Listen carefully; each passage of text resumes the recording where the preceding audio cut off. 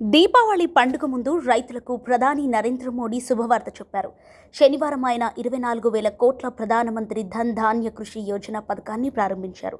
ప్రతి పొలానికి నీటిపారుదల సౌకర్యాలను అందించడం, పంట ఉత్పాదకతను పెంచడం, రైతులకు సులభమైన రుణ సౌకర్యాలను అందించడం, స్థిరమైన వ్యవసాయ పద్ధతులను అవలంబించేలా రైతులను ప్రోత్సహించడం ప్రధానమంత్రి ధన్ ధాన్య కృషి యోజన పథకం ప్రధాన లక్ష్యం.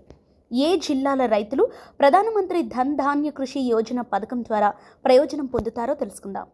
ఢిల్లీ పూసాలోని భారత వ్యవసాయ పరిశోధన సంస్థ నుంచి శనివారం ప్రధానమంత్రి నరేంద్ర మోడీ ప్రధానమంత్రి ధన్ ధాన్య కృషి యోజన పథకాన్ని ప్రారంభించారు. ఈ పథకం కింద 100 ఆకాంక్ష జిల్లాల జాబితాను అభివృద్ధి చేశారు.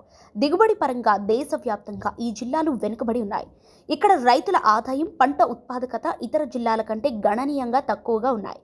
ప్రధానమంత్రి ధన్ ధాన్య కృషి యోజన కింద కేంద్ర ప్రభుత్వం ఈ జిల్లాలను 2030 నాటికి జాతీయ సగటుకు పెంచాలని లక్ష్యంగా పెట్టుకుంది.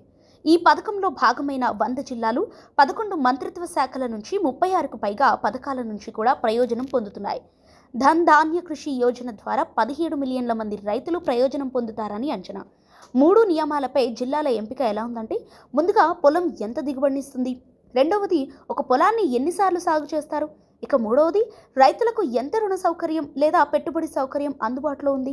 ప్రారంభమైన పల్స్ స్వయం సమృద్ధి మిషన్ అయితే ప్రధానమంత్రి మోడీ పప్పు ధాన్యాల స్వావలంబన మిషన్ను కూడా శనివారం ప్రారంభించారు. పప్పు ధాన్యాల స్వావలంబన మిషన్ కేవలం పప్పు ధాన్యాల ఉత్పత్తిని పెంచే లక్ష్యం మాత్రమే కాదు, మన భవిష్యత్తు తరాలకు సాధికారత కల్పించే ప్రచారం కూడా అని ప్రధాని అన్నారు. గత 11 ఏళ్లుగా ప్రభుత్వం రైతులను శక్తివంతం చేయడానికి, వ్యవసాయంలో పెట్టుబడులను పెంచడానికి నిరంతరం కృషి చేస్తోంది.